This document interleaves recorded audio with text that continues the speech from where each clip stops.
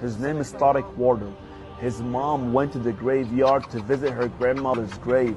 When she came home, she told Tariq that the parrot was acting different.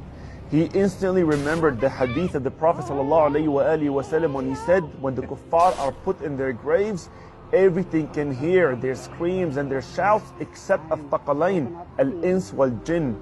So he took the parrot back to the graveyard and he recorded. Watch what happened. See now, subhanAllah, the parrot before he was happy. Now look. Her behavior just changed and now she's nuts. Allahu Akbar. See what he's saying? The behavior of the parrot changed. She's not happy anymore. I'm getting creeped out right now. SubhanAllah. You know how parrots, they mimic the voice that they hear? Look at the screams, the high-pitched screams. She's looking down. Allah Akbar. Allah. Oh my God. Allahu Akbar, what are you seeing? Oh, she's getting scared. Over here. She's ripping.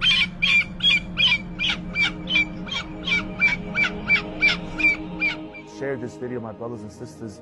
Hopefully it will be a reminder for someone out there.